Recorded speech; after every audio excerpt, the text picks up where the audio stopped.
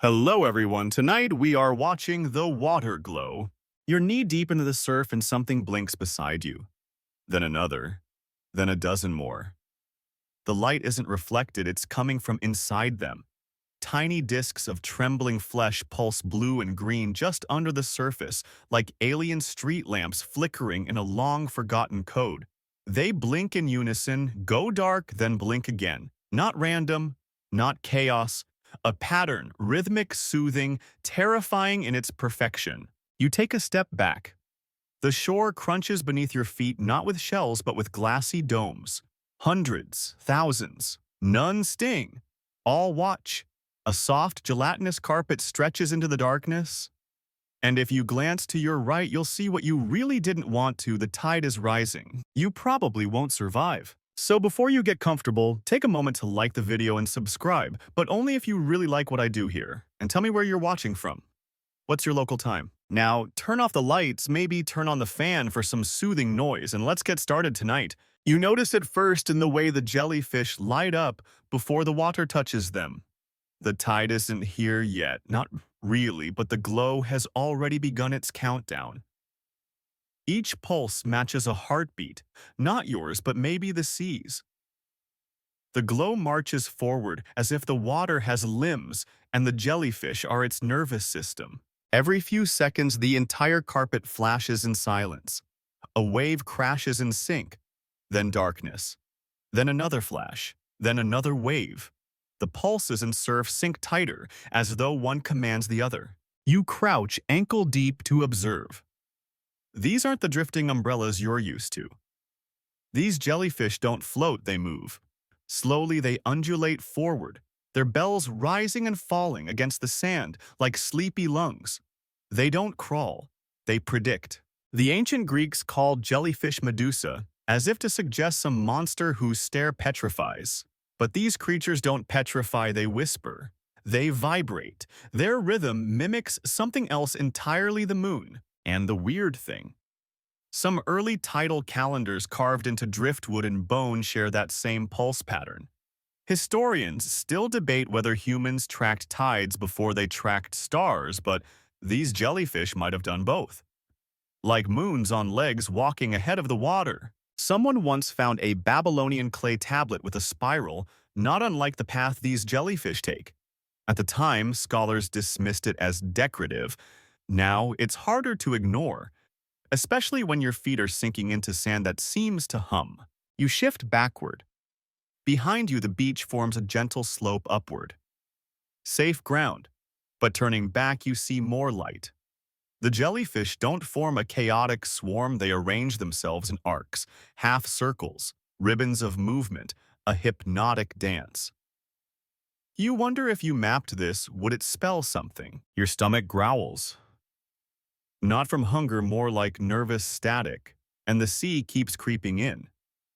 But here's the thing, the jellyfish never touch you. They swirl around your legs but give you space like they're avoiding heat or fear. Or maybe they just know something you don't. A wind brushes your neck. You inhale. It smells like salt, copper, and memory. Like a wet cave you've never been in, but somehow miss. And then it hits you. This feels staged. Like a ritual. As if the ocean rehearses this every night for a crowd long gone. The jellyfish are its choir. And you idiot, you wandered into their song. There's a ripple now, not in the water, but in the jellyfish field itself. A sudden hush in their light. For one breathless second, all of them blink off. Complete darkness. And in that instant, you hear something. It's not quite sound, more like a pulse in your eardrum. A far-off thump. Not your heart, but older. And when the lights come back on, every jellyfish is facing a different direction toward the horizon. Not random. Not fleeing, aligning. That's when you notice the stars. They've shifted, and the moon is lower than you remember, like it too is being pulled forward, or pulled down. Fun fact, jellyfish don't have brains. They don't think. And yet they navigate sense pressure, orient themselves in deep water, and maintain migration routes passed down for millions of years. One species, Turritopsis dorni, can technically live forever, reverting its cells back to a younger state instead of dying. Imagine that a glowing tide prophet that never dies, just rewinds. Your toes curl into the sand. Something brushes past your foot. You flinch, but it's soft. The jellyfish make no sound when they move, only the occasional blup when they contract against wet air. You look closer and realize the leading edge of the swarm has stopped moving forward. It's waiting. The sea catches up. And in that moment, wave meeting jellyfish, pulse meeting pulse, you swear you see the beach shimmer. A trick of moonlight. Maybe, but more likely something else is sinking. An exchange, a handshake, an understanding you're not a part of. The jellyfish pulse once more, brighter now, then dim to a glow. The tide rises over them, and instead of vanishing beneath, they rise with it floating now, like ghosts, granted their moment of lift. Behind you, the sand is quiet. The earlier crunch has softened like the jellyfish melted into it. But no, they're still there, just sleeping, or watching, or waiting for their next pulse. You glance to the horizon one last time and see something strange. The light is flickering there too. But not from the moon. From the next wave of jellyfish arriving early, and you start to wonder if you were ever really ahead of the tide at all. You wake up with sand on your lips. You weren't planning to fall asleep, but here you are, cheek pressed into the grainy warmth of a beach, still twitching from memory. The tide's pulled out. The jellyfish are gone. Except not all of them. A few remain scattered along the shallows, shimmering faintly as if the signal has dimmed, but not died. And the strangest thing is they're upright. Not drifting belly up like after a wave crash, no. These ones stand. You blink again. There's no mistake. They are balancing, if that word even applies to something with no skeleton, on columns of their own pulsating muscle. The bell contracts upward, pulling its translucent skirts together like a monk in meditation. Then the whole thing pivots, dragging itself forward one slow inch at a time. Jellyfish are supposed to be floaters, passive gelatinous blobs at the mercy of currents. But these are like monks on pilgrimage, not walking in the sense you walk no knees or stride, but moving nonetheless. Coordinated, deliberate. And here's the freaky part, they're all going the same direction, inland. You trail them, keeping a cautious distance. Every few seconds they pause. Pulse once, then resume. And they don't stumble over debris or shells, they avoid them. Somehow, like they can see without seeing. Are these things GPS-enabled, you mutter, half laughing to yourself? Which isn't as absurd as it sounds. Some species of jellyfish, like Chrysaora fuscescens, are known to orient with Earth's magnetic field internal compasses in a blob of jelly. Others use light gradients to maintain vertical position. They might be doing both, or neither, or something we haven't guessed. You crouch, trying to observe one up close. The bell is clearer than glass. You can see its insides twitch and flex, tiny folds of tissue glowing faint green. No brain, no heart, but still movement, decision motion. It pivots slightly, as if aware of your gaze, then pulses forward again. And you realize they're not just moving, they're sinking. Every single jellyfish you follow starts and stops in perfect rhythm with the others. It's not exact clockwork, more like jazz. Organic fluid precision. You hear a squishy blup ahead, and sure enough, they've arranged themselves into lines, parallel ones, like a procession. You can't help but imagine this scene rendered in bronze, frozen in a museum, the procession of the transparent priests. Probably set in some overly dramatic Renaissance gallery, complete with candles and ominous audio guide. You stop at a slight dune, looking down at the strange march, and then you notice the land. It's wet, but not from tidewater. The sand here is streaked with faint trails, thin, glistening lines exactly the width of a jellyfish's bell. These aren't accidents, these are maps. Every jellyfish that's moved through here has left behind a soft, almost invisible track. But when the wind shifts, the angle of sunlight reveals them all at once, crisscrossing paths that look like constellations flattened onto the ground. They've been doing this a long time. You step back, careful not to disturb the tracks, and suddenly the landscape around you changes. Not physically, but conceptually. What looked like random piles of sand now look more like waypoints, navigation markers. And if you squint, the paths form spirals, not perfect ones, organic spirals, ones that expand outward from the center like fingerprints. Historians still debate whether the Nazca lines were for gods or humans. They rarely ask if something non-human made lines of its own, or if we copied the wrong things. One jellyfish pauses at the center of a spiraled indentation and pulses rapidly 3 times. Then stillness. Then another arrives and does the same. Then 2 more. They're not just migrating, they're meeting. The sound is still absent, but your bones feel a low-frequency hum again. Not imagined, not an earthquake, something cellular. If you pressed your ear to the ground, it might sound like breath. Your mind wanders just a bit to something oddly related. There's a species of fungus in the forests of Oregon that spans several miles underground, connected as one single organism. What if these jellyfish, despite their independence, were part of the same ancient colony? What if every pulse was a text message in mucus? An especially lively one twitches its bell and begins dragging itself toward a shallower puddle, perhaps sensing a better alignment there. And you notice something odd as it turns. Others nearby turn too. It's as if it's leading, or broadcasting. You whisper to yourself, "Am I being herded?" The jellyfish form a crescent around your feet. You're not trapped, but the formation is suggestive. You glance behind you, empty beach. Ahead of you, the shallow pools glowing like soup bowls of starlight. And in them, more jellyfish waiting. Do they want you to follow? You hesitate, but let's face it, you've already followed them this far. So you take a step forwards, and like a choreographed sigh, the jellyfish break their crescent and ripple outward, forming a corridor, one glowing path between lines of drifting gelatin. "Oh great," you mutter. "The jellyfish built me a runway." They pulse faster now, excited maybe, or bracing for something. And the moment your foot hits the center puddle, the path behind you collapses, every jellyfish turning away and beginning their slow march again. You've passed some kind of test, or you've been filed. There's a hill ahead, low and damp. You climb it, not steep but high enough to give you a view. What you see knocks the words out of your mouth. The entire beach, now visible under full moonlight, is covered in crawling jellyfish. Hundreds, thousands. And they're all aligned to the same central spiral. You stand at its edge. You didn't stumble into this. You were guided here. You take a knee at the edge of the spiral, not out of reverence, but because your legs won't hold you.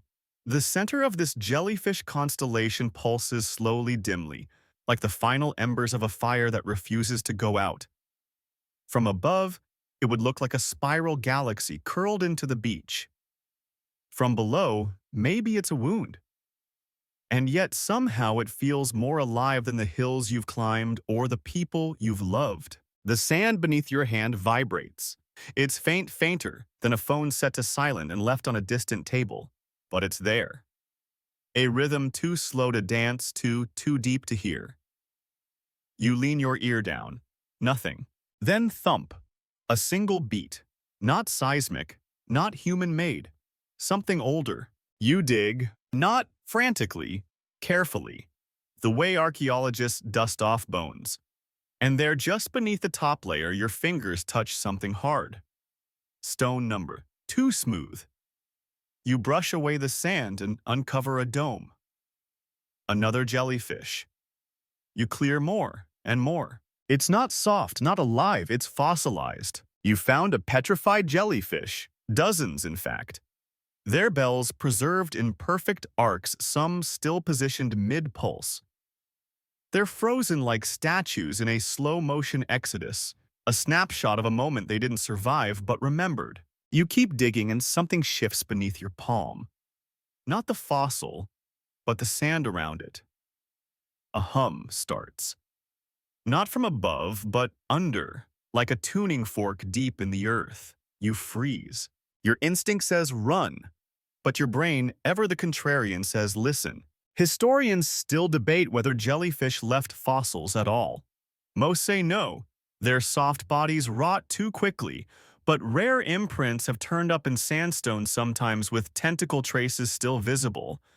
And once in Australia, someone found a fossil bed with dozens of jellyfish, all preserved in a uniform direction as if caught mid-migration. Much like this. You sit back and looked again at the spiral. Those weren't jellyfish lines. Those were burial paths. Suddenly, this isn't just a spiral anymore. It's a mausoleum. A cemetery etched not in stone, but motion. Each pulse before death, a eulogy. The fossilized bells beneath your knees are the gravestones. You wonder what they were running from. You've heard of mass animal deaths before: whales beaching themselves, birds falling from the sky. But jellyfish? What could they have possibly feared? They sting, they drift, they regenerate. But they don't retreat. Unless they knew something. Unless this was their ritual exit, the vibration in the ground begins to rise. Still subtle but constant now. It doesn't shake so much as murmur. You reach out and press your palm against the sand. The pulse you feel is organized, like a metronome, a countdown maybe. Then, without warning, the remaining jellyfish above ground stop moving. Completely. No pulse, no twitch, no glow. Just silence. You stand eyes wide. All across the beach, thousands of gelatinous bodies have become still. It's as if someone yelled freeze in a language only they understood. And just as you start to speak, something new happens. A faint ringing, not from the air, from the ground. You kneel again and press your ear to the sand. The tone is pure, like a distant bell struck once and echoing forever. It rises slowly, so slow, you question if it's real, but the fossil beneath your face is warmer than before. Not hot, but alive with vibration. Am I on a bell tower, you whisper? The idea is absurd, but not as absurd as the next thought that slips in. The fossils are singing, maybe not singing as you know it, but resonating, tuning into something ancient. The same way quartz rings when hit with just the right frequency. The same way whale bones carry sound across miles underwater. You remember a fact from somewhere, maybe a podcast, you half slept through some jellyfish sense seismic activity days before it happens. Not react. Sense. Something in their tissue responds to changes in ocean pressure, salinity, even gravity. What if it's not just sensing? What if it's warning? You scramble up and step away from the fossil field. Every jellyfish above is still frozen. The spiral is silent, but your heart is pounding because the tide is receding faster than it should. The beach seconds ago, wet and lazy, is drying out like something's inhaling the ocean. Waves don't crash, they slide back.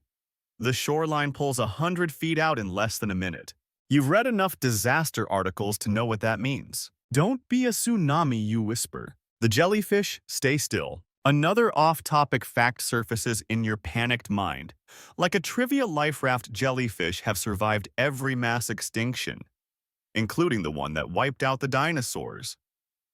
How nobody really knows. They don't compete, they don't flee, they just shift, outlive.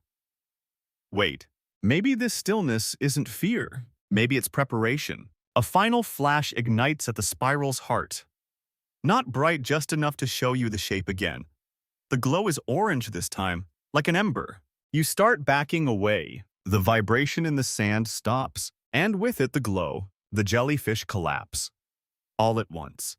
As if gravity came back, as if they'd been holding their breath and finally let go. They don't melt, they settle, peacefully, and you're alone again. No movement, no pulse.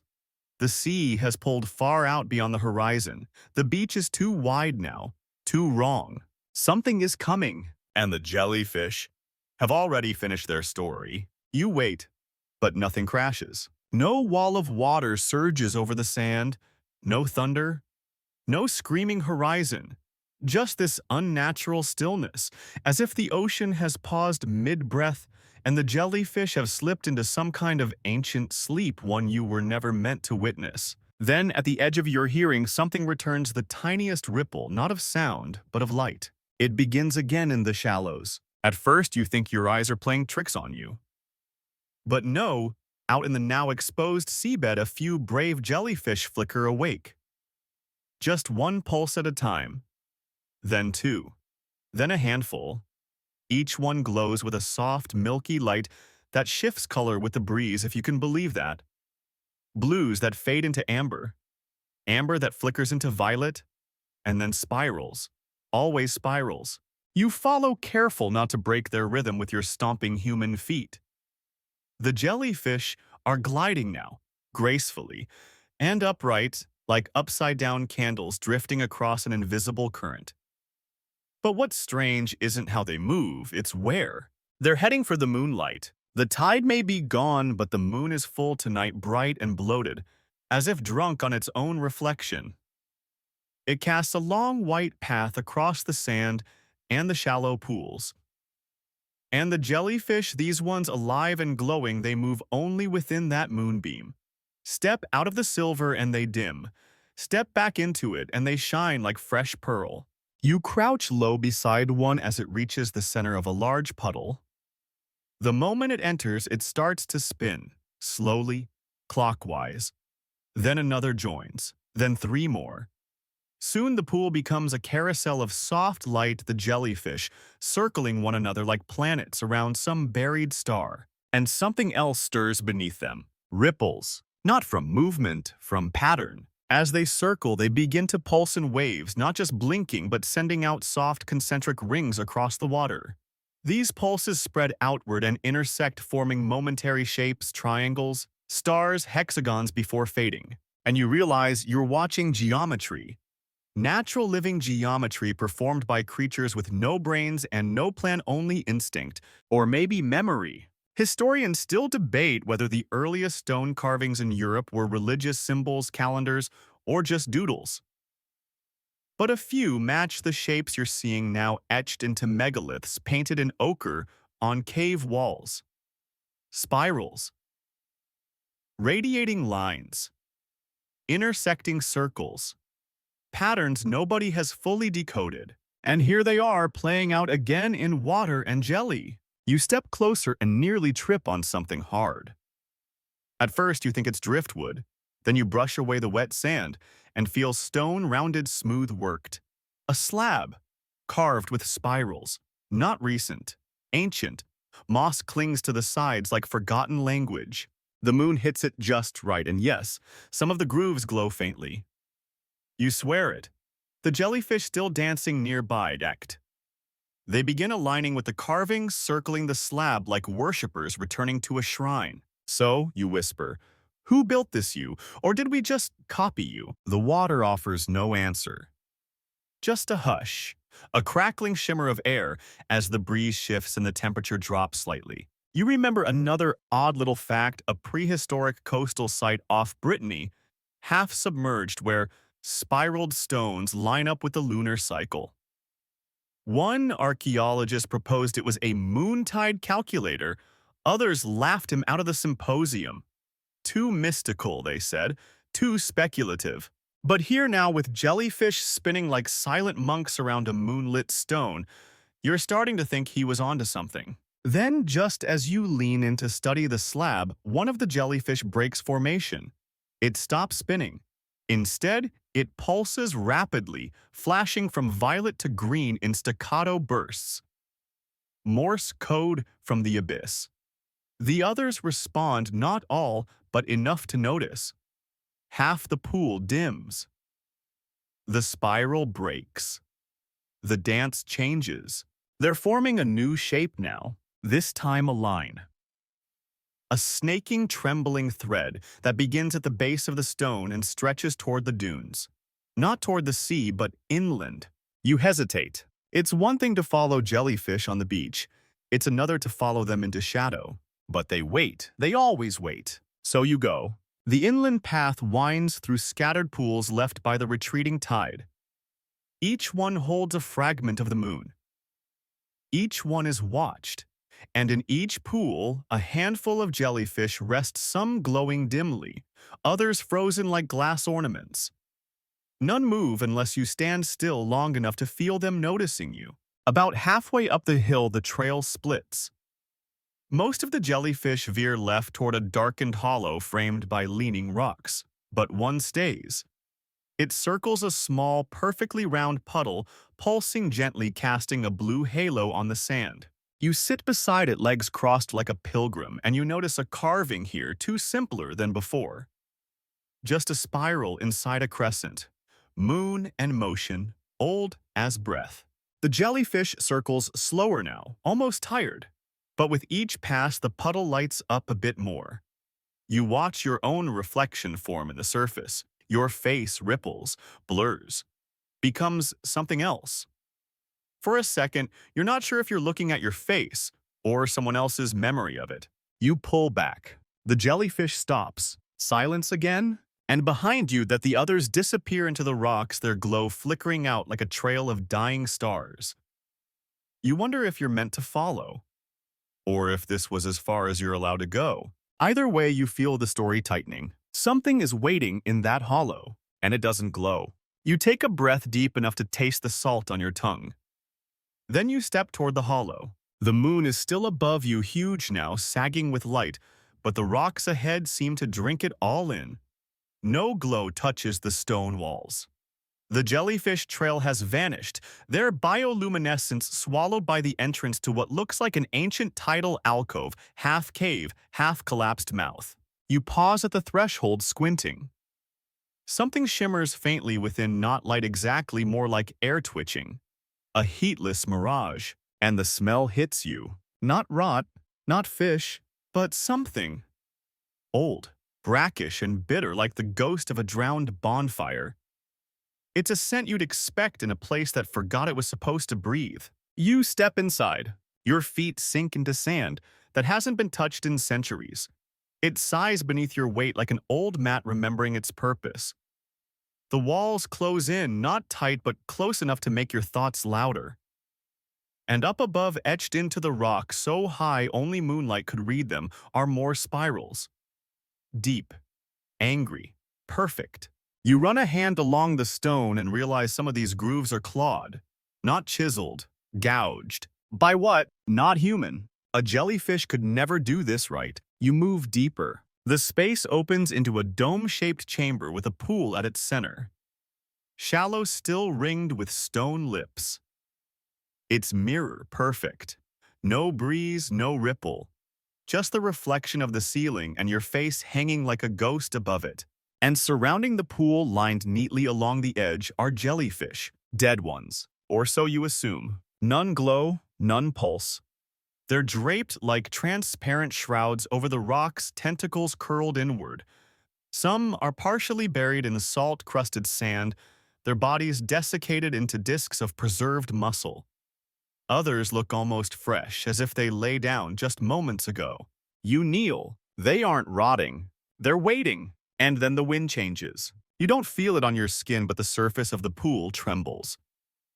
A single ring expands outward, caused by nothing. You freeze, watching. Another ripple. Then from one jellyfish, just one, a twitch. A tiny pulse like a flicker in a dying bulb. Then another. And another. In seconds, a third of the circle awakens. They don't rise. They don't glow. They hum. It starts low in the bones of your chest. A sound too deep for ears, like a bass note played on a hollow rib cage. The pool begins to respond. Not with waves, with patterns. Not light, shadow. Shapes begin to form on the water's surface. Like ink bleeding into it, but in reverse. Spirals again. Rings. Lines that intersect form hexagons vanish. And then the image, a great wave stylized, etched in shadow on liquid rises and falls. A pulse, a warning. You recognize it. It's now. They're showing you the sea pulling back. The event you saw earlier when the tide fled like prey. This pool is replaying it, but more than that, it's forecasting. Another wave begins, larger, slower. It doesn't crash, it reaches. And beneath it, tiny jellyfish drift like spores in a breeze. The wave collapses into darkness, and everything stops. No more shapes, no more hum. The water stills, the jellyfish fall silent. You whisper, "That's it." The pool responds not with movement, but with temperature. The air turns suddenly cold. Not breeze cold, deep cold. The kind you feel in your teeth. And then the chamber listens. A distant rumble begins so far off it's more memory than sound. It grows, slow, reluctant, like something old dragging itself awake after a 1,000-year nap. And the jellyfish rise. Only a few, but they do it together, lifting themselves just slightly off the stone with an elegant upward pull, their bells half inflating, not floating, just acknowledging and turning, all toward the cave mouth. You follow their gaze. Outside, through the slit in the stone, you see the sky change. A faint halo curls around the moon, an ice ring thin and ghostly, a weather omen. In some ancient cultures, that ring meant storms, in others, death. Historians still debate whether those halos are messages or accidents of atmosphere, but jellyfish don't debate. They move, and now they are. The living ones push toward the exit. The dead ones stay. A choice. Or a role, you're not sure which. As you turn to leave, you glance down once more at the pool. A final shape ripples across it, a perfect spiral opening outward, never closing. You step out into the open air and realize something: the beach is glowing, not in patches. Every single jellyfish has returned, but this time they aren't reacting to the tide. They're retreating from the sky. You look up. The moon, once high, is beginning to slip behind fast-moving clouds. But they're not storm clouds. They're quiet. Wrong. The jellyfish cluster tighter, moving in formation, not to higher ground, but to a central point. Back to the spiral, the fossil field. You should probably leave, but you won't. Not yet. Because something's happening here that no weather app, no satellite, no scientist with a spreadsheet could ever predict. The jellyfish knew before you did. They always do. You follow them. Of course you do. Back down the slope, over the moon-drenched pools and whispering sands to where the spiral waits. The jellyfish don't scatter or hesitate.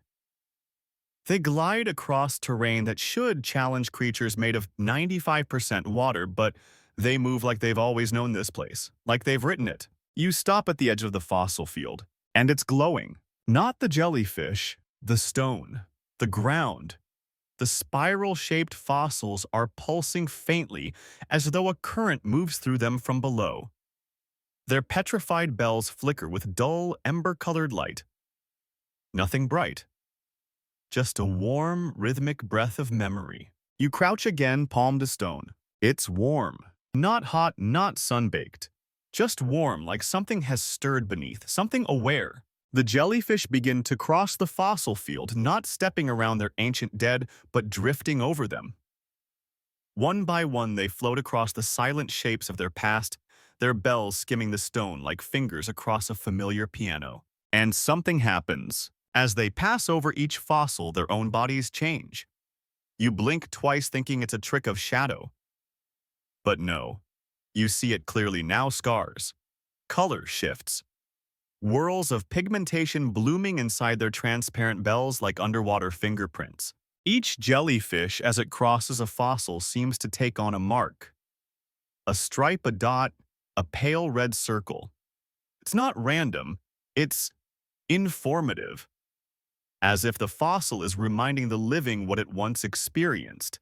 Like memory is being passed upward, stone to flesh. It's a ritual, a transference. You whisper, a living archive. There is a theory fringe, of course, that certain animals, particularly long-surviving ones like jellyfish or horseshoe crabs, carry trauma in their tissue. Not metaphorical trauma, biological, histological.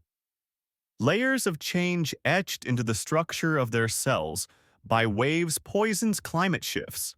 Like a coral reef bleaching itself to remember the heat. And these jellyfish, they're wearing the past-like armor. Or maybe like prophecy. Historians still debate whether early human cave art was symbolic or literal.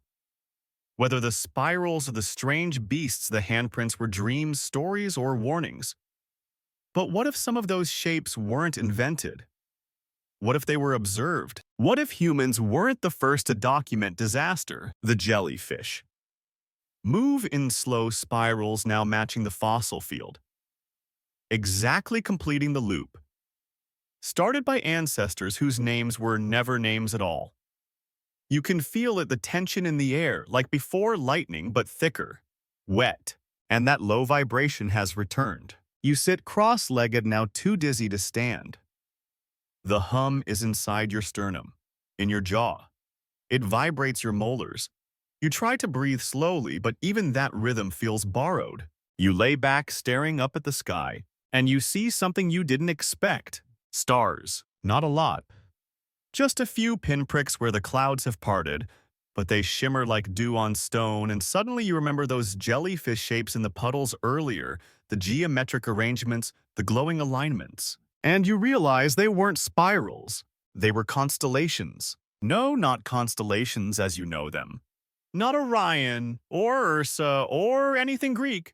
These are inverted. Star maps pressed onto the ground, built from memory, not myth. Jellyfish don't have eyes in the human sense, but they do have light-sensing organs, ocelli, that can detect shadow and brightness. Some can even sense the angle of sunlight underwater. But what if they can do more? What if for millions of years they've been charting the stars, not because they admire them, but because they need them? You sit up. The spiral is nearly complete. More jellyfish arrive, now emerging from puddles you didn't even see before. Each enters the pattern. Each crosses a fossil. Each wears a new mark, a new story. The beach is an ink blot of shimmering past and crawling present. And then you see one jellyfish that stops short. It doesn't cross the fossil. It hovers just above it, twitching. Its glow fluctuates in sharp, irregular pulses. Then it slowly lowers itself, not over the fossil, but beside it. It curls its bell down and presses its rim against the edge of the stone, and waits. You walk closer, careful not to disrupt the pattern. You peer into the fossil. It's cracked down the center, revealing inner ridges like tree rings. Inside, faint mineral veins glint like frozen lightning. And there at the center you see something impossible. Another jellyfish, but not stone, not quite. Encased. Its body is darker, preserved in some way the others were not. A relic. It hasn't fossilized. It's been kept. The jellyfish beside it begins pulsing again, soft, now slower, as if speaking. You don't know what this is, a burial, a communion, a confession, but something passes between them. You feel it. The glow spreads from that one jellyfish outward to the others. A wave of new light, pale gold, unfamiliar, rippled across the spiral like applause from ghosts. The fossil field sings again, and just as suddenly, silence. The jellyfish begin to leave, not all at once, one at a time, slowly. They turn from the spiral and slide back toward the sea, carrying their marks with them like wandering prophets marked by fire. You sit there for a long while until the last light disappears behind a dune, until the stars fade into cloud again, until you realize you've been crying and didn't notice. Because whatever just happened wasn't a show. It was a warning. The wind has changed again. You feel it before you hear it, just the way your arms suddenly chill, how your breath curls tighter in the air. There's no storm, not yet, but the clouds above the sea are stacking like a fist, and the tide is still wrong. You walk slowly back toward the water's edge, trying not to step on any of the jellyfish returning to the sea. Some of them are already drifting out, fading into the black, but others hesitate at the surf, pausing there like dogs at a door that only opens for memory. And that's when you notice something even stranger than fossil spirals or glowing moon dancers. The fish are gone. All of them. The waves that break along the beach, usually teeming with darting silver streaks, are empty. Not a single splash. No jumping schools, no ripples from feeding. Just still, silent water. You step ankle deep, hoping to stir something. Nothing. The ocean is vacant. You scoop a handful of water. Perfectly clear. Almost suspiciously so. No algae, no sand. It's like staring into glass. You whisper, Where is everything? There's a story. One of those passed along, hard-to-verify coastal tales about an island off the coast of Micronesia where, one night, all the fish vanished. The locals blamed it on a moon god's shadow crossing the sea. Scientists who later studied the area found no poison, no red tide, no seismic event, just absence, as if the food chain hit pause. That's what this feels like now. You wander farther along the shore, jellyfish drifting past your feet, gently nudging the shallows like cats brushing your ankles. Each pulse seems more hesitant, less proud. The light they give off feels like candlelight on its last breath. And then you reach the cove. It's small, sheltered by tall rocks on either side with a sand floor that curves inward like the belly of a drum. You recognize the place from one of those half-formed fossil memories earlier in the spiral. It was drawn there, scratched into a stone. And in this cove, absolute stillness. Jellyfish linger at the outer edge, but none enter. You step in. Your feet land on something firm, not rock, not shell. You look down and see thick tendrils of jellyfish strands dried, twisted together like sea hair. The floor is woven. Hundreds of jellyfish must have come here, collapsed, left their bodies behind in spirals and ribbons that hardened into a kind of eerie mat. You crouch. The texture beneath your hand is leathery, papery. Dried protein. You pull one strand up, it doesn't break, it bends. You could twist it into rope. But you let it go because something beneath the mat is breathing. You feel the faintest up-push of air from between the jellyfish strands. Not wind, not geothermal, just breath. Rhythmic, organic. And beneath that silence, no birds, no insects, no night creatures, just the pulse beneath the mat. Like an exhale waiting for permission to become something else. You stand and scan the cove. The walls are marked, more spirals, but these aren't etched, they're burned. Dark whirls of heat-stained rock as if something radiated outward from this place long ago. The jellyfish left traces, but something else burned the stone. The strands beneath your feet tighten, not from movement exactly, more like anticipation. Then you spot the mound. It's subtle, almost hidden. A rise in the center of the cove about the size of a large sea lion, covered in sand and jelly hair and shadow. But something glistens on top of it, a sheen of mucus, fresh. You approach slowly. The mound shifts, just slightly. You freeze. The moon slips behind a fast-moving cloud, and for a moment the cove is lightless. Then something clicks in your brain, a memory, an instinct, a voice not yours that whispers, "Don't touch it." You step back, and again. The mound settles. You exhale, harder than you mean to.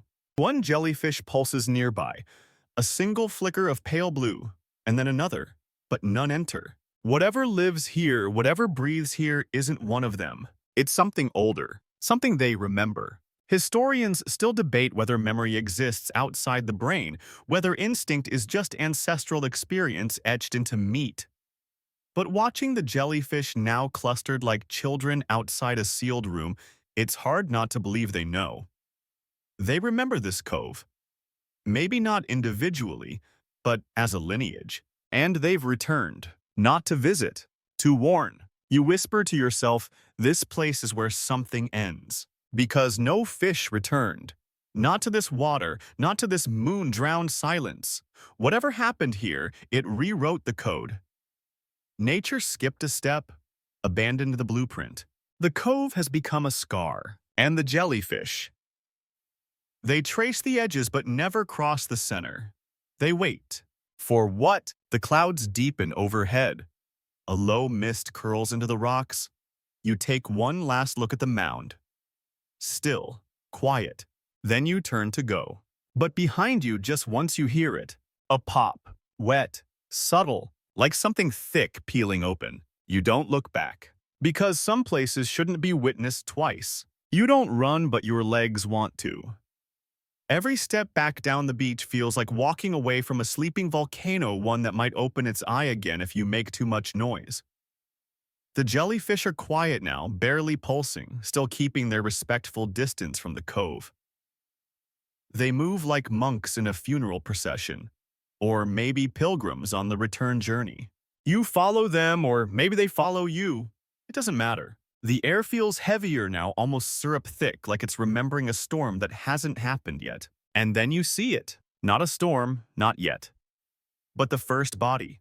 You stop cold. It lies alone on the sand. A jellyfish twice the size of the others.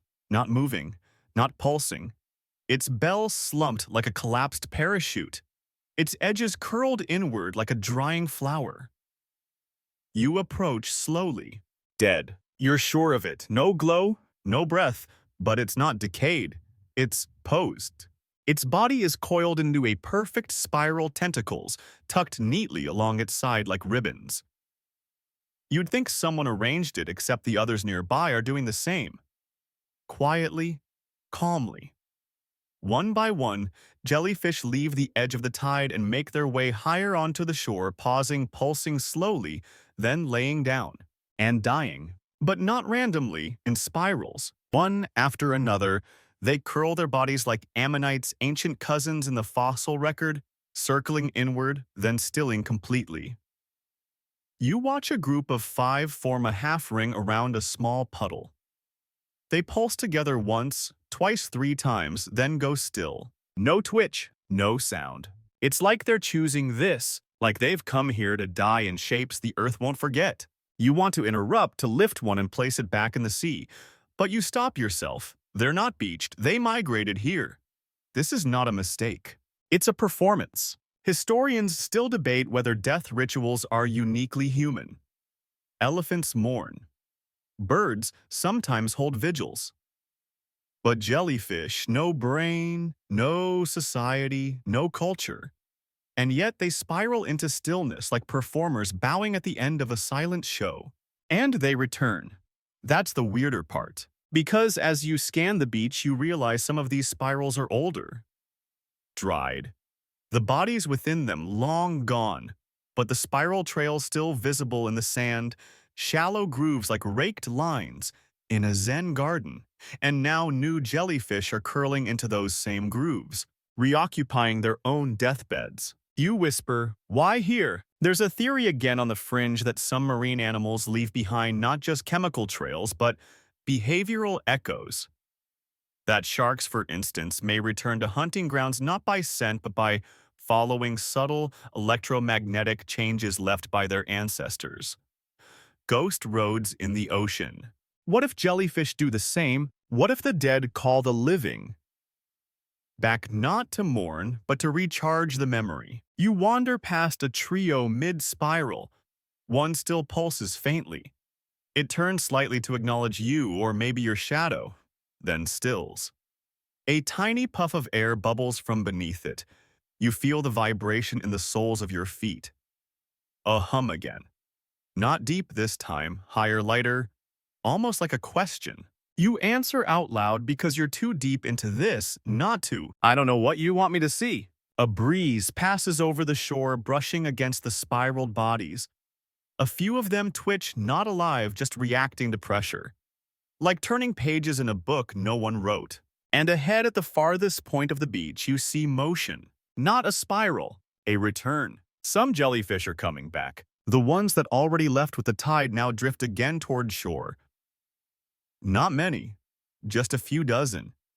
They pulse brightly, unnaturally bright, like overexposed film.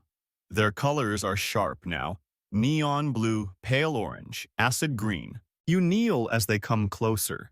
They don't stop. They pulse over the curled bodies, brushing them, not reanimating but blessing. That's the only word that fits. They don't linger. They move quickly now back toward the fossil spiral, pulsing in tight bursts like runners at the end of a race. This isn't a funeral, it's a message. Death for them isn't final. It's instructional, a signal to those who come later, not to avoid this place, to learn from it. You follow the bright ones back to the spiral where a few living jellyfish pulse with renewed urgency. The fossil path beneath them glows faintly just like before. But now there's something new. In the center of the spiral, a jellyfish barely moving curled like a comma, but instead of fading, it's glowing inward. Light gathering beneath its bell concentrating into a soft gold orb that pulses not with the tide, but with a heartbeat. Yours. No, slower. Older. A pulse you didn't know your species ever heard. The jellyfish around it begin to form a ring. No spirals this time. A circle. Perfect and still. A few others arrive, twitch once, then collapse, adding their bodies to the pattern like paint on a canvas. It's deliberate. Choreographed. But not tragic. It feels inevitable. You stand in the middle of the beach surrounded by glowing trails, ancient death spirals, and living creatures that have decided which patterns are worth dying in. And you begin to understand. They didn't come here to die. They came here to become legible, to leave behind the only thing they can offer: geometry, a language without nouns, an instinct turned into shape. The sky darkens, the wind picks up, and you realize the spiral isn't just a place. It's an instruction. The instruction isn't written, but you feel it. Not in your head where things make sense, but lower behind your ribs where dreams live before they're remembered. The spiral before you isn't just geometry anymore. It's a message buried in movement passed from bell to bell, jellyfish to jellyfish fossil to skin to water to sky. And inland up a slope worn smooth by tides that haven't touched it in centuries, something catches your eye. Stone. But not just stone. A formation natural at first glance but suspiciously deliberate once you tilt your head. Boulders arranged in a curve that tightens as it rises. A spiral. Again. You leave the beach, every footstep pressing into sand that feels too soft, like it might swallow you if you second-guess yourself. At the base of the slope, jellyfish marks fade. The sand becomes patchy, cracked, but there's no question where to go. The boulders call you a song without sound. You reach the base of the formation. It's huge, larger than you expected. A spiral made of car-sized stones, some blackened, some etched with lichens, some worn smooth like teeth. At the center, half buried, is a shallow dish of rock with grooves leading outward. It looks like a sundial designed by a creature that's never seen the sun. You stand at the edge and look down. The grooves match the jellyfish trails exactly. Not metaphorically, exactly. The widths, the angles. Even the faint side ridges where tentacles brushed. This stone formation is a fossilized imitation of the pattern you saw on the beach. Only this one is permanent, weatherproof. Meant to outlive oceans. You climb it. Each ring you cross makes the hair on your arms rise. Not fear, not awe, recognition. Like walking a labyrinth you somehow dreamed as a child. At the center you crouch. The stone here is smoother than the rest, and warmer. Beneath your palm it vibrates subtly like an echo from the shore. You press your ear to it. There's nothing, then something, a low hum. Different from the beach, more metallic, like a tuning fork under mud. It's faint, but it's there. You say aloud, "Who carved this?" And the air responds with wind. Historians still debate whether inland stone spirals were ceremonial or astronomical. This one, it's neither. Or maybe both. It doesn't point to the stars or solstices. It records a behavior. It's not a calendar. It's a transcript. Someone, something documented the jellyfish spiral here. Not just the shape, the pulse, the sequence. Each groove loops into the next in a pattern you've seen before on the beach, in the water, in the death spirals. It's a memory carved in motion. But who carved it? Humans, possibly. But there's no tool mark, no chisel line. The curves are too fluid. It's as if the stone itself softened for a moment, allowing someone or something to press this shape into it like a seal. You circle the spiral one more time, pacing the outer ring, and then you stop, because something in the distance glows. A pulse just like on the shore. You squint. It's another spiral, much farther away across the dry flats beyond the hills. Barely visible from here, but unmistakable. A match. And beside it, faint moving lights, not fire, not machines. More jellyfish. They're crawling across the stone, the same way they did before. You look back at the spiral beneath your feet. It wasn't carved. It was read by jellyfish, like Braille for bodies, a map for instinct. They weren't mimicking humans. We copied them. And you know now what those trails on the beach were not random, not migration. They were routes, learning paths, circuits, like ancient vinyl records made of meat and sand. Somewhere behind you, a gust lifts a dry leaf and sends it skittering across the stones. You flinch not because it's loud, but because it breaks the rhythm. The silence here isn't empty. It's intentional. You sit down right in the center of the spiral. The wind drops. The hum returns. You feel it more than hear it. And you remember something off-topic ridiculous, but weirdly fitting. Octopuses can taste through their skin. Each arm can sense flavor independently. Their brains are split one lobe per tentacle. They solve mazes. They remember faces. Jellyfish don't do any of that. And yet, they've outlived everything. They don't think. They repeat. But maybe that's a form of knowing. You lie back on the stone, eyes open to the sky. The clouds are shifting. The moon's barely visible now, a dull smear behind gauze. No glow anymore, just a shape. And then another pulse. This one not from stone, but from the air. It hits your ears like a bass line you forgot existed. A deep, round thump. Not mechanical, not seismic. Something biological. You sit up, and across the flats near the second spiral jellyfish rise. Not drift, not crawl. Rise. Only a few.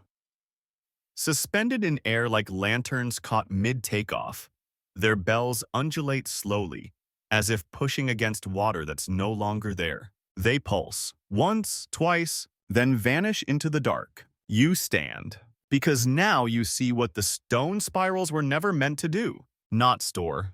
Trigger. The jellyfish return here not to die, but to turn something back on. To tell the stone, begin again. You walk away from the spiral. Not because you're done, but because something in you insists the story didn't end there. The stones hummed, the jellyfish rose, and the beach pulsed like it had remembered a language. But languages don't form in isolation.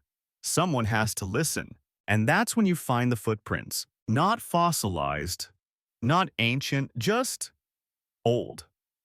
Almost erased by time and tide, but still visible in the dusted light of a moon, too shy to show its full face.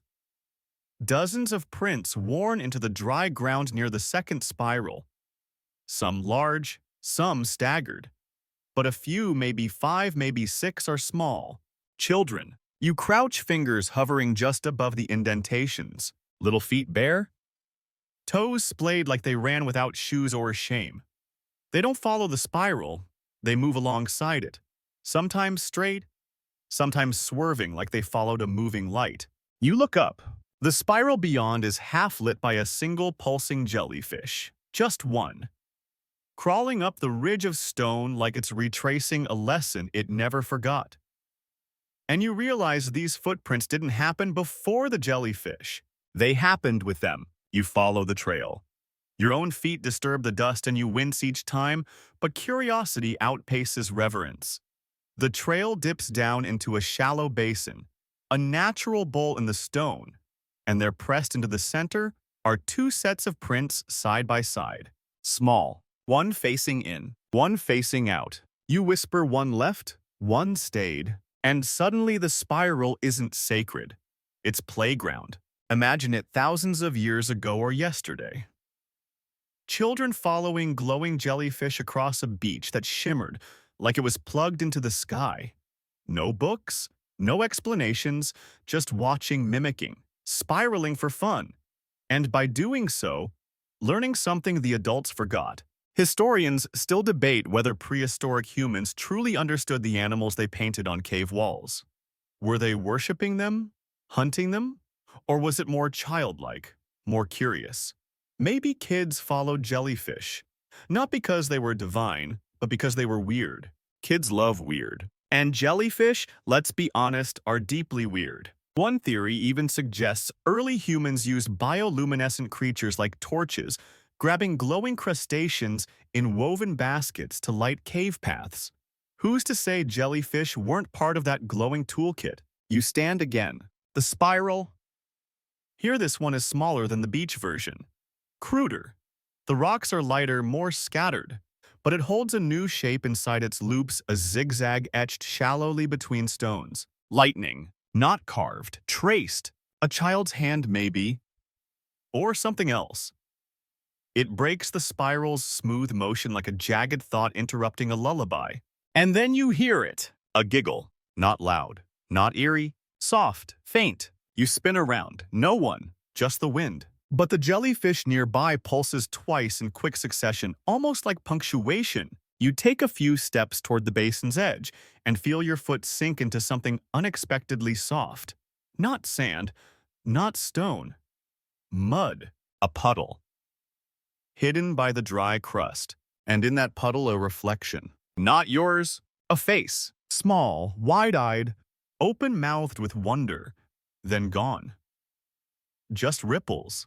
You back away. The basin suddenly feels less like a playground and more like a fossil of behavior. A moment caught in sand and kept safe under moonlight. The spiral doesn't preserve jellyfish. It preserves witnesses. The children didn't follow the jellyfish because they were sacred. They followed because the jellyfish knew where to go. Out of the tide. Around the death spirals, toward the hills when the wind shifted. Away from the cove that swallowed fish. In a time before calendars and apps and weather models, what better tool than a glowing creature that pulses like a heartbeat and always leaves when the water smells wrong? You sit on a rock nearby, and for a moment you picture it. A tribe clustered round a tide pool, parents half asleep, children pointing at lights in the dark, following jellyfish footprints in the sand, laughing when they mimic the motion, gasping when they see one pause, then all of them pause. Not in fear, in sync. Not learning from language. Learning from silence. You press your hand into the dust beside one of the footprints. Your palm fits over it entirely. The child is long gone, but the echo remains.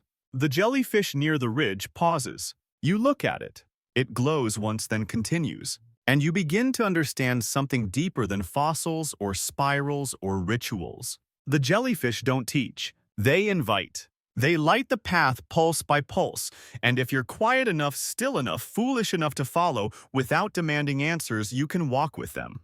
At least for a while.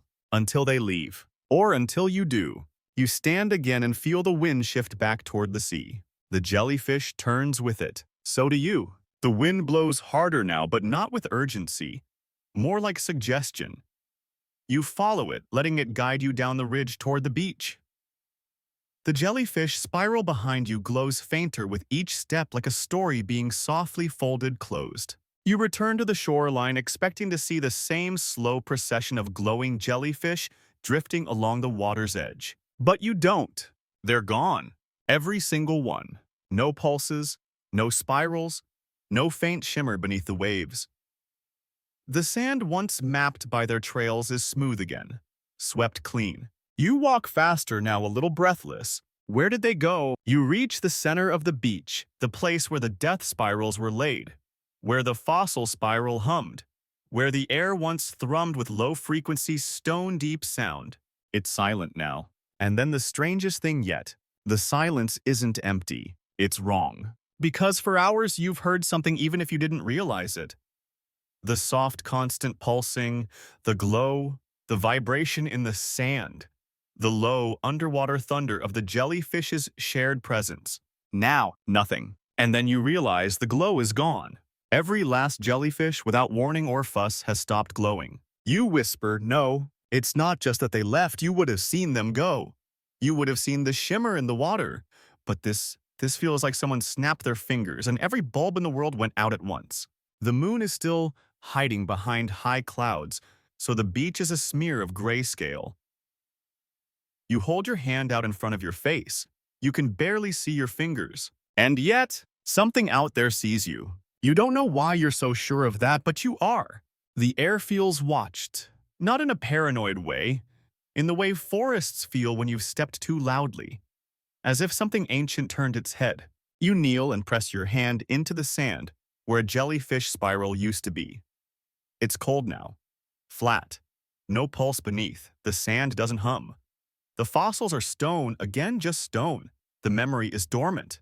You think of those moments, bright breathing spirals of life and death and return, and realize you never asked what would happen after. You thought they were predicting tides, predicting storms, predicting the sea. But what if they were predicting absence? You stand squinting into the dark, and then just for a heartbeat, something flickers in the sky. Not a star, not lightning, a shimmer. A dome-shaped ripple of light high above the water like the ghost of a jellyfish, the size of a mountain, drifting across the upper atmosphere. It glows, fades, then disappears. You whisper, "Was that?" The beach answers with silence. Historians still debate whether ancient people saw atmospheric phenomena, auroras, halos, ball lightning, and recorded them in myth. Dragons, sky serpents, gods with glowing crowns. But no myth describes a silent floating dome of light that mimics the shape of a jellyfish. Or maybe they did and we just misread it. There's a story from the Arctic and Inuit tale of glowing discs that drift across the sky after the whales vanish. They call them the second moons. Supposedly, they only appear when something enormous has just died. You watch the sky a moment longer. The shimmer doesn't return. But the feeling of being watched intensifies. You say to no one, "Why did you stop glowing?" No answer. And then faint, so faint, you almost dismiss it. You hear something. Pluck, like a string being gently snapped underwater. Then again, pluck, a musical note. Faint, hollow. You walk toward the sound, toward the sea. It leads you to a tide pool you hadn't noticed before, half-filled, rimmed with broken shells. You crouch beside it. The water is still. Then pluck. A single vibration rises from the pool like a tiny harp string hidden in the sand. You stare into the water, and you see it. A jellyfish. But it doesn't glow. It reflects. Moonlight, what little leaks through the clouds, bounces off its translucent bell and paints your face in soft silver. You lean closer. Then it pulses. Just once. No light, no color, just motion. A message. And suddenly, you understand. They haven't disappeared. They've gone quiet. And in their silence, they're listening. To the sky. To the land. To you. This was always the end of the message: silence. That's why the spirals stop. That's why the fossils freeze. That's why the glowing trails vanish. Because once the story is told, the only thing left to do is wait. And when you finally speak again, your voice is slow, reverent. "I'm listening now." You return to the higher dunes that cradle the tide pools where the wind is soft enough to let you think, and the sky stretches wide, unbothered by your little questions. The stars have scattered like salt above the ocean, faint but watchful, and every now and then you think you see a flicker out there, a pulse that never becomes a pattern. And then you find it. Not another spiral, not another fossil, but a jellyfish that doesn't move. It isn't glowing, it isn't curled in death. It's just there, anchored, black as smoke, and firm against the sand like a clenched thought. While the others pulsed with rhythm and light, this one does not. It doesn't float, doesn't crawl, doesn't shimmer or sigh. It sits planted like a stubborn seed, its tentacles wound under it like roots, its bell ridged with thickened tissue that almost seems armored. You crouch beside it and feel your throat go dry. It doesn't blink, and it doesn't shift. But you know it's not dead, because every time the moon dims behind a cloud, this jellyfish twitches. Not randomly, not like a nerve spasm, precisely. One twitch for every drop in moonlight. You wait through 3 more cloud passes just to be sure. Yes, twitch, twitch, twitch.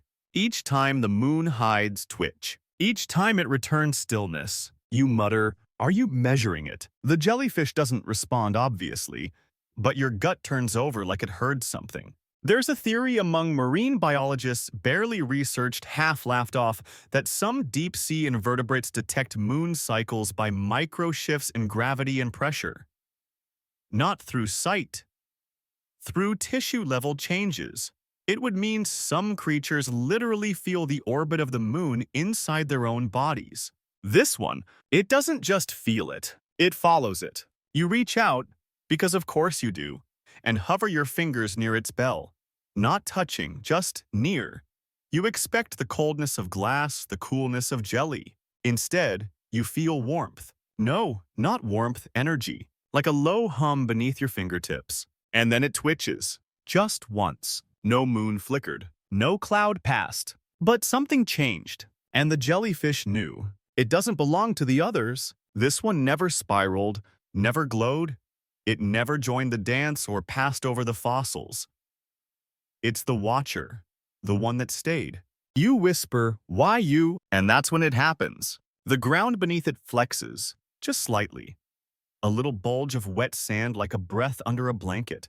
The jellyfish twitches again, then stays still, and you understand it anchors. Not to hide, not to resist the tide.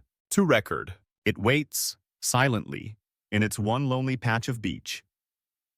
Every moon it twitches, every shift it absorbs, like a black box on the shore, a seismograph made of flesh. You sit next to it cross-legged watching its stillness, and the longer you stare, the more wrong it feels. Because stillness isn't normal. Not here, not for jellyfish, which means this stillness is deliberate. It is a choice, a statement. Historians still debate whether certain ancient monoliths were ever meant to be touched or if they were always just there to be seen. Guardians of memory, anchors of ritual. What you're sitting beside now feels like that. A biological monolith, except it moves, once in a while, only for the moon.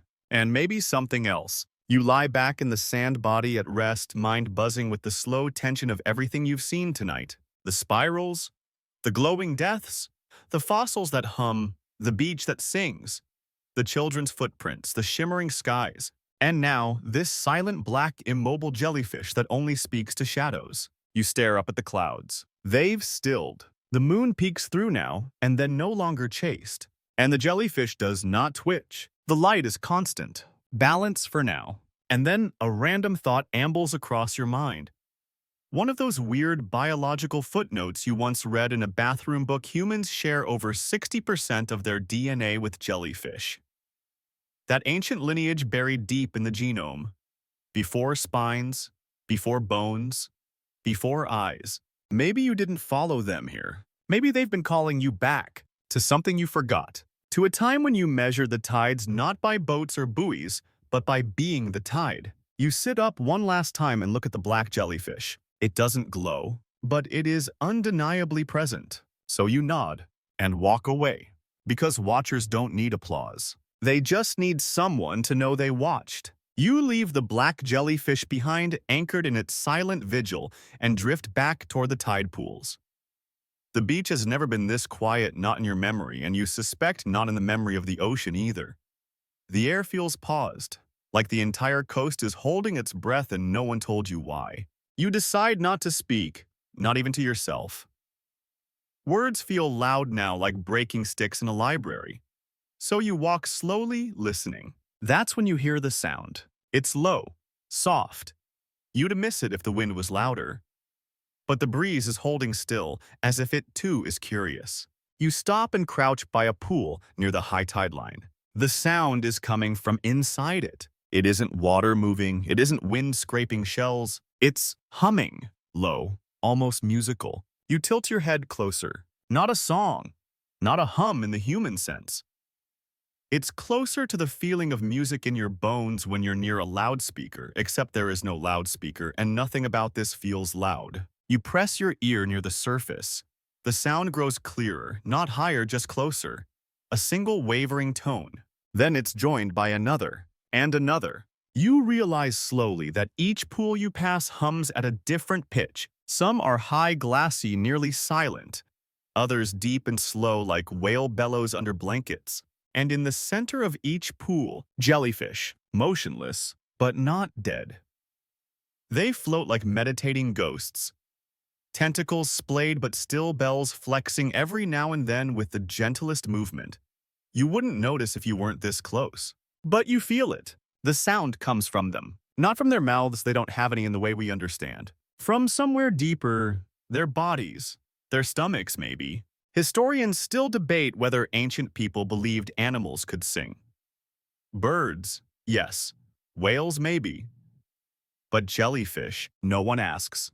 But you're hearing it now. You lie flat on your stomach, half laughing at the ridiculousness of it face inches from a tide pool, listening for jellyfish opera, and place your cheek to the wet stone beside the water. And the vibrations bloom. Not chaotic, not musical in the Western sense, but patterned, like a long, droning vowel stretched out over centuries.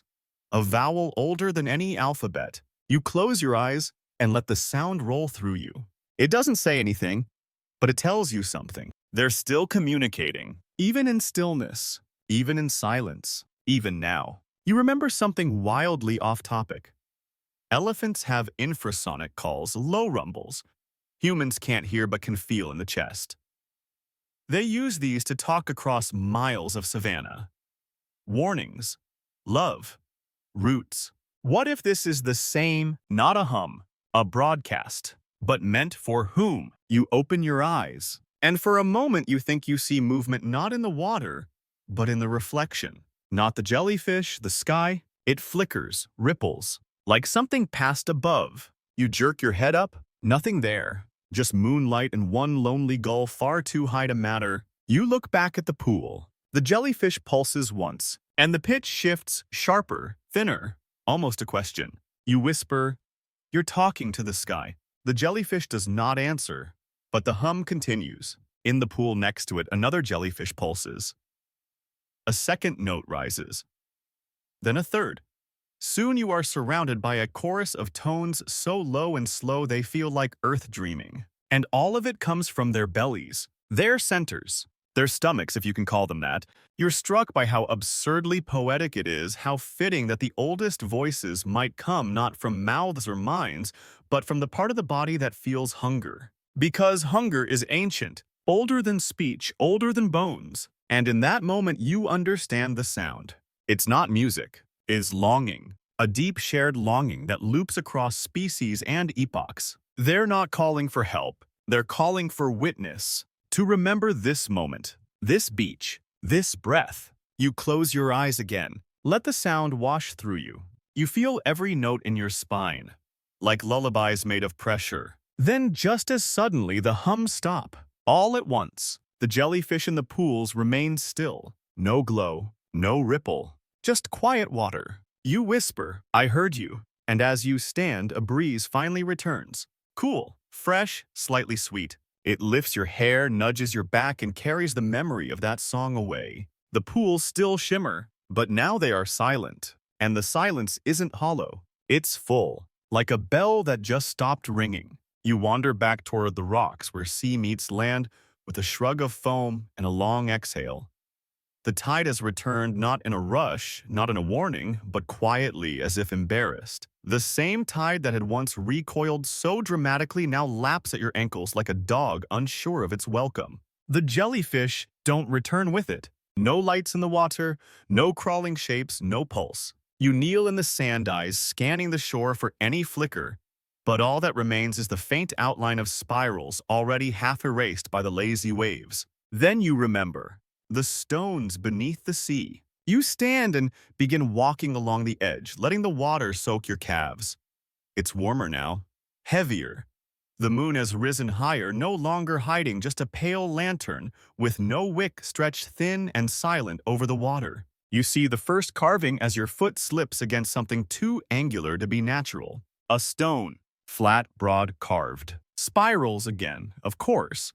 But this time interlaced with other symbols, half-crescents, rising lines. What might be stylized jellyfish bells? The markings are worn smooth by generations of tide, but they're there. You crouch and brush a thin coat of sand from the surface. Another spiral appears, and beneath it, a line straight long, then branching like a forked road. The jellyfish didn't invent this, and neither did you. Someone saw them. Someone followed. You look out toward the water. A short distance offshore, just beneath the surface, you see more stones. Submerged but orderly. A circle maybe, or a path. You wade in. Cold now. Sharp, but not uninviting. The water draws up to your waist, then chest.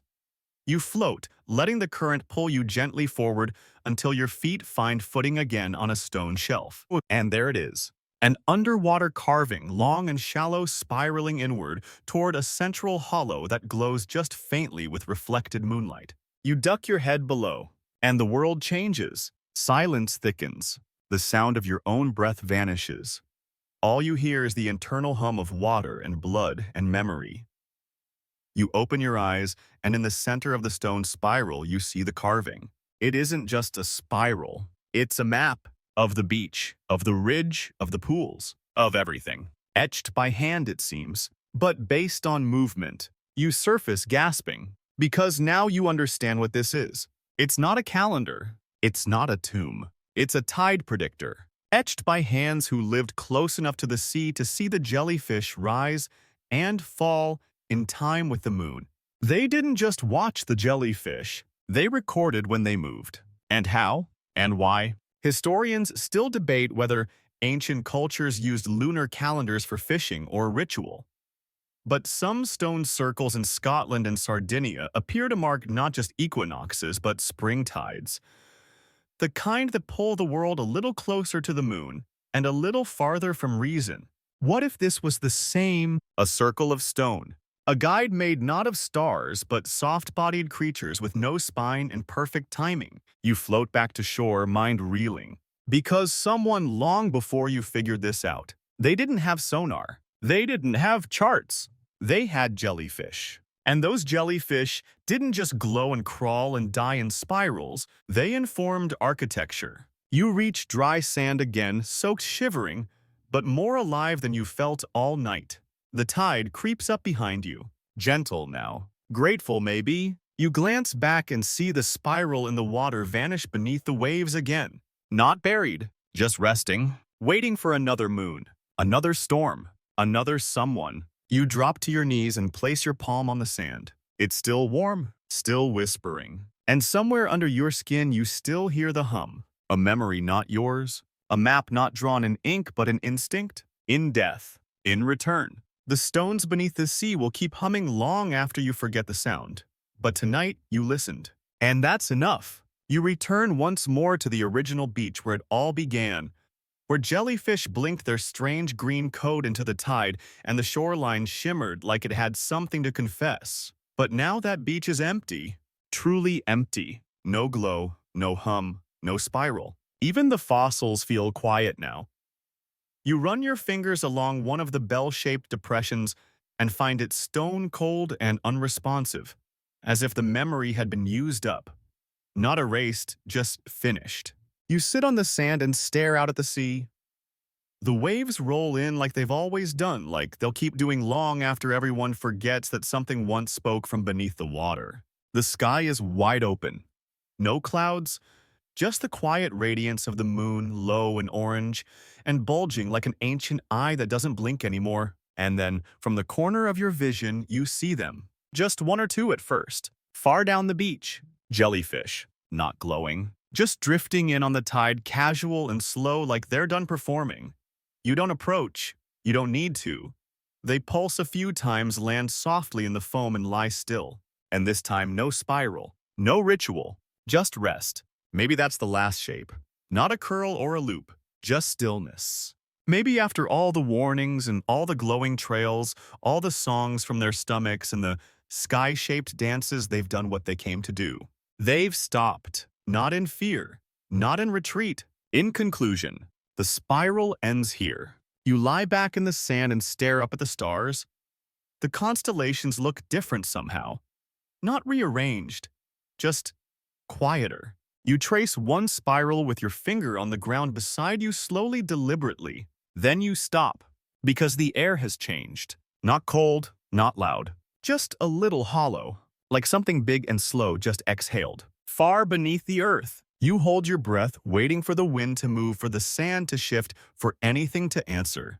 But nothing comes. Because this isn't a question anymore. This was the message. Not a storm warning, not a death ritual. Not even a song, just an echo of jellyfish, of children, of stone, of moonlight that knew when to rise and when to leave. You close your eyes, And for a moment, you imagine that if you pressed your ear to the right patch of sand, you might hear it again. The hum, the stomach songs, the soft twitch of something measuring the dark. But you don't move, because silence is the answer now. And it's beautiful.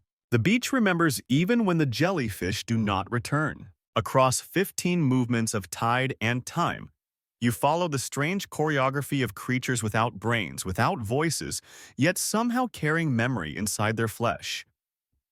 You watch them crawl in spirals, die in arrangements, and pulse in unison to the moon's hidden metronome. You traced fossil spirals buried under centuries of silence, listened to stomach songs in the stillest pools, and followed black jellyfish who anchored themselves not to survive, but to record. Through it all, one truth gently revealed itself. These jellyfish were not random, not meaningless. They were patterned, predictive, intentional.